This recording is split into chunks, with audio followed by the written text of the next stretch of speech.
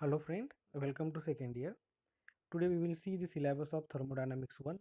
मतलब हम सेमेस्टर 1 में थर्मोडायनामिक्स 1 को कैसे पढ़ने वाले, इसका मैं आपको आज रोड मैप बताऊंगा. तो we have total 6 unit in thermodynamics 1. First 3 unit comprises section A and another 3 unit consists of section B. Okay, so our first chapter is first law of thermodynamics, जिसका बेसिक आपको first year में हो चुका है basic mechanical engineering subject में. जैसे उसमें अपने अपने प्रोसेस पाथ स्टेट ये सब पढ़ा है, तो उसका बेसिक था. तो उसको हम डिटेल में इधर पढ़ने वाले. आपने उधर शायद स्टेडी फ्लो एनर्जी इक्वेशन भी इंट्रोड्यूस हुआ होगा, उसको हम डीप स्टडी करने वाले इसमें. Steady flow energy equation is nothing but application of first law of thermodynamics to various system. मतलब अगर हमें किसी सिस्टम को थर्मोडायनामिक्स अप्लाई लॉ अप्लाई करना है तो इसके लिए स्टेडी फ्लो एनर्जी इक्वेशन है. तो हम कौन से सिस्टम को steady flow energy equation apply करने वाले, तो nozzle, turbine, compressor, heat engine, heat exchanger, diffuser वगैरह वगैरह. तो ये हम डिटेल में पढ़ने वाले. तो ये जो फर्स्ट लॉ ऑफ थर्मोडायनेमिक्स है, इसके ऊपर आपको एक क्वेश्चन रहेगा एग्जाम में 15 मार्क का, जिसमें दो बीट रहेंगे. पहला बीट थेरी रहेगा, दूसरा बीट न्यूमेरिकल रहेगा. थेरी बीट आएगा 6-7 मार्क के लिए, तो न्यूमेरिकल आएगा 8 मार्क के लिए. तो अगर आपने ये पहला चैप्टर अच्छे से प्रिपेयर किया तो 15 मार्क का क्वेश्चन आप आराम से अटेम्प्ट कर सकते हैं. कुछ पार्ट इसका फर्स्ट क्वेश्चन में और फिफ्थ क्वेश्चन में आता है, तो अगर वो कंसिडर करें तो आप सॉरी 15 से 20 मार्क तक अटेम्प्ट कर सकते हैं. ओके, सो ये जो पहले 3 चैप्टर है, first law of thermodynamics, second law और एंट्रोपी, एक दूसरे के ऊपर डिपेंड है, एक दूसरे को लिंक करते हैं. मतलब अगर आपको फर्स्ट लॉ की कुछ लिमिटेशन है ओवरकम करने के लिए सेकंड लॉ आया, ठीक है वैसा. मतलब फर्स्ट लॉ आपने पढ़ा है तो उसके कुछ लिमिटेशन है वो भी पढ़ेंगे, तो वो कैसे ओवरकम किए वो हमें सेकंड लॉ में वाला मालूम पड़ेगा. क्लियर. सो सेकंड लॉ में हमें बेसिकली दो स्टेटमेंट है, Kelvin Planck statement and Clausius statement. उसके ऊपर से heat engine, refrigerator, heat pump, इसका इन्वेंशन हुआ था. तो हम इसकी थियरी डिटेल में पढ़ेंगे, और उसका भी इसका भी एक न्यूमेरिकल आता है एग्जाम में. तो अगर ये आएंगे सपोज तीसरे क्वेश्चन 15 मार्क के लिए. पहले बीट में आएगा एक थ्योरी क्वेश्चन, दूसरे बीट में न्यूमेरिकल. थ्योरी क्वेश्चन आएगा 7 या 8 मार्क के लिए, तो न्यूमेरिकल क्वेश्चन भी 7 या 8 मार्क को लाएंगे. तो इस तरह से आपको सेकंड लॉ ऑफ थर्मोडायनामिक्स के ऊपर एक क्वेश्चन रहेगा 15 मार्क का, जिसमें दो बीट रहेंगे, एक थ्योरी एक न्यूमेरिकल. तो हम डिटेल में पढ़ने वाले heat engine, refrigerator, heat pump क्या है, और उसके न्यूमेरिकल. तो इसमें PM2 भी, परपेचुअल मोशन मशीन, ये भी शायद आपने BA में पढ़ा होगा. और कैरनॉट थ्योरम. ये जो सेकंड लॉ ऑफ थर्मोडायनामिक्स है, इसका इसकी वजह से एंट्रोपी का इन्वेंशन हुआ था. मतलब एंट्रोपी एक प्रॉपर्टी है जो जिसका origin second law of thermodynamics है. तो तीसरा चैप्टर है entropy. So entropy is a property, आपको मालूम है, आपने शायद पढ़ा भी होगा. तो हम उसमें हम क्लॉसियस थ्योरम और एंट्रोपी से रिलेटेड सभी थ्योरी भी देखेंगे. उसके बाद अवेबिलिटी है, उसकी पूरी थ्योरी देखेंगे. इसमें कोई भी न्यूमेरिकल नहीं है. मतलब जो चौथा क्वेश्चन आएगा, क्वेश्चन नंबर 4, 15 मार्क का, वो टोटल एंट्रोपी पे बेस्ड होगा, जिसमें दो थ्योरी बीट होंगे, ए और बी, दोनों मिला के 15, एक 7 मार्क को, दूसरा 8 मार्क को. तो इस तरह से एंट्रोपी के ऊपर दो थ्योरी बीट रहेंगे क्वेश्चन में, जो आपको 15 मार्क्स दे सकते हैं. ओके, सो ये जो तीनों चैप्टर है एक दूसरे के ऊपर लिंक है. ओके, अब ये देखो, ये जो तीनों चैप्टर है वो सेक्शन ए में आएंगे. सेक्शन ए में टोटल 5 क्वेश्चन रहते हैं. There are total 5 question in section A. Question 1 is compulsory. यहाँ पर पॉसिबिलिटी है कि 2 मार्क्स के क्वेश्चन आ सकते हैं, 2 मार्क्स के. तो आपको 5 छुड़ाने होते हैं. Attempt you have to solve any 5 question, जो आपको 10 मार्क्स देंगे. तो ये जो उसके लिए आपके साथ आपके पास 7-8 ऑप्शन रहेंगे. अब ये जो 7-8 2 मार्क्स के क्वेश्चन आएंगे, ये तीनों मिला के आएंगे. ये तीनों मिला के 7 या 8 आपको क्वेश्चन आएंगे पहले क्वेश्चन में, सब क्वेश्चन, जिसमें से आपको 5 छुड़ाने, वो 2 मार्क के लिए आप 2 या 3 लाइन में वो लिख सकते हैं.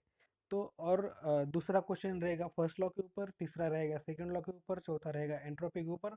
और जो पांचवा क्वेश्चन रहता है वो होता है right a note on any 3, 15 mark के लिए. तो 3 के लिए आपको 4 सब क्वेश्चन दिए जाएंगे. तो ये 4 जो सब क्वेश्चन है वो ये तीन ही चैप्टर के ऊपर आते हैं. मतलब ऐसा नहीं कि फर्स्ट लॉ में आएगा या सेकंड लॉ पे आएगा या एंट्रोपी आएगा. तीनों मिला के आपके पास 3 या 4 सब क्वेश्चन होते हैं, जिसमें से आपको 3 छुड़ाने होते हैं, जो आपको 15 मार्क्स देते हैं. वो प्योरली थ्योरी रहते हैं.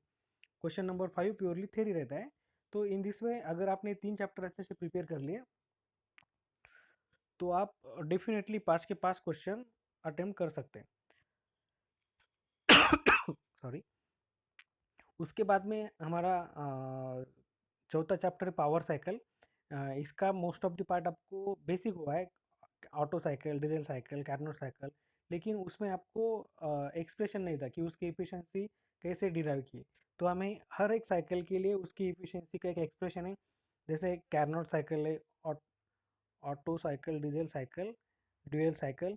ये जो साइकिल है इसकी एफिशिएंसी का फॉर्मूला कैसे आता है, इसका हमें एक हर एक साइकिल का डेरिवेशन है और हर एक साइकिल का हमें पी और टी एच डायग्राम पे ड्रॉ करने वाले। तो बस ये सब साइकिल के लिए हमें mean effective pressure, power output, ये सब ढूंढना है। तो और इन तीनों साइकिल के अलावा ब्रेटॉन साइकिल भी है, एटकिंसन साइकिल भी और इरिक्सन साइकिल भी है। तो ये 6 साइकिल के लिए हमें एफिशिएंसी ढूंढने हैं, उसके लिए हमें यहाँ पर 6 एक्सप्रेशन रहेगी। Okay, again one question on this power cycle for 15 marks, जिसमें 2 बीट रहेंगे, ए या बी। ए में एक एक्सप्रेशन रहेगा, बी में उसके ऊपर न्यूमेरिकल रहेगा, या फिर एक ही न्यूमेरिकल रहेगा 15 मार्क के लिए बड़ा वाला। वो आइदर वो आपको डीजल साइकिल पे भी रह सकता है, पेट्रोल साइकिल ऑटो साइकिल पे भी रह सकता है, या ड्यूअल साइकिल पे भी रह सकता है। आपको एक 14 या 15 मार्क का न्यूमेरिकल रहेगा, या फिर 2 बीट रहेंगे, एक एक्सप्रेशन और एक न्यूमेरिकल, दो कुछ भी आ सकता है। आपके लिए इसको सॉल्व करने के लिए आपको ये सभी साइकिल के एक्सप्रेशन याद रखने होते हैं, और उसके ऊपर आपको न्यूमेरिकल रहते हैं। अगर आप प्रीवियस क्वेश्चन पेपर देखेंगे तो जो न्यूमेरिकल आते हैं वो कैरनॉट, ऑटो, डीजल और ड्यूल, 4 साइकिल के लिए आते हैं। ये जो 3 साइकिल है, ब्रेटॉन, एटकिंसन, इरिक्सन, इसका कोई भी न्यूमेरिकल आज तक नहीं आया है। तो आपको फोकस करना है कि ऑटो, डीजल और ये ड्यूअल साइकिल के न्यूमेरिकल आप ज़्यादा से ज़्यादा सॉल्व करें। क्लियर? तो ये ये हुआ चौथा चैप्टर के बारे में, जो आपको एक फुल क्वेश्चन देगा 15 मार्क में। उसमें दो पॉसिबिलिटी है, या तो 2 सब क्वेश्चन आएंगे, एक थ्योरी या एक न्यूमेरिकल 7 और 8 मार्क के लिए, या फिर एक ही न्यूमेरिकल आएगा 15 मार्क के लिए बड़ा सा। तो वो भी हो सकता है कि वो न्यूमेरिकल आपको 15 मार्क दे सकता है। उसके बाद है प्रॉपर्टीज ऑफ स्टीम और प्योर सब्सटेंस। तो ये बहुत ही इंपॉर्टेंट चैप्टर है मेरे हिसाब से, क्योंकि इसमें हमें स्टीम टेबल पढ़ने को मिलेगा, और वो जो स्टीम टेबल है उसके ऊपर हमारा थर्मोडायनामिक्स टू डिपेंड है। ओके, मतलब तो ये बहुत इंपॉर्टेंट चैप्टर है। इसमें हम स्टीम की प्रॉपर्टीज देखने वाले हैं, एंट्रोपी, एंथैल्पी, स्पेसिफिक वॉल्यूम, ये सब। और इसको हम पीवीटीएस डायग्राम पे भी प्लॉट करने वाले, और एंथैल्पी एंट्रोपी डायग्राम भी मिलने वाली है। तो इसमें हमें ये देखो, स्टीम टेबल मतलब एक छोटा सा लॉग बुक जैसा बुक रहता है, जिसमें अलग अलग प्रेशर और अलग अलग टेम्परेचर पे स्टीम की अलग अलग प्रॉपर्टी, जैसे कि एंथैल्पी, एंट्रोपी, स्पेसिफिक वॉल्यूम दिया रहता है। तो ये यूज़ करके हमें न्यूमेरिकल सॉल्व करने होते हैं। तो स्टीम टेबल बहुत ही इंपॉर्टेंट पार्ट है इस चैप्टर का, जो क्योंकि थर्मोडायनामिक्स 2 के सभी न्यूमेरिकल स्टीम टेबल यूज़ करके ही सॉल्व करने हैं। तो इसके ऊपर भी हमें एक 15 मार्क का क्वेश्चन आता है, जिसमें एक थ्योरी क्वेश्चन रहेगा और एक न्यूमेरिकल रहेगा। थ्योरी क्वेश्चन ये स्टीम के प्रॉपर्टी के रिलेटेड ही रहेगा, और न्यूमेरिकल उसमें कुछ भी आ सकता है कि इतना प्रेशर है, इतना टेम्परेचर है, और बाकी सब प्रॉपर्टीज निकालो, जो आपको बाद में पता चल जाएगा। तो इसके ऊपर भी एक न्यूमेरिकल रहेगा, थ्योरी भी रहेगा। और लास्ट में fuel combustion and fuels and combustion. इसमें types of fuel, fuel calorific value, अलग अलग चीज़ें और कंबशन के बारे में। इसमें भी हमें एक थ्योरी क्वेश्चन है और एक न्यूमेरिकल है। तो थ्योरी क्वेश्चन में, और जो सबसे इम्पोर्टेंट बात है, जो हमें प्रैक्टिकल्स है ना, वो सभी maximum practical fuel and combustion की ही है। तो आप जो भी इधर पढ़ेंगे वो हमें प्रैक्टिकल में पढ़ना है, मतलब वो बहुत इजीली हो जाता है। और ये इसकी थ्योरी बहुत इजी है, ज़्यादा कुछ है नहीं इसमें। और इसकी आपको एक क्वेश्चन आएगा 15 मार्क का, एक थ्योरी और एक न्यूमेरिकल, या एक ही न्यूमेरिकल आएगा 15 मार्क के लिए, जैसे मैंने पावर साइकिल के बारे में बताया। वैसे ही फ्यूल एंड कंबशन में भी पॉसिबिलिटी है कि आइदर एक थ्योरी और एक न्यूमेरिकल आ सकता है, या फिर एक ही न्यूमेरिकल आएगा 14 या 15 मार्क को, बड़ा सा।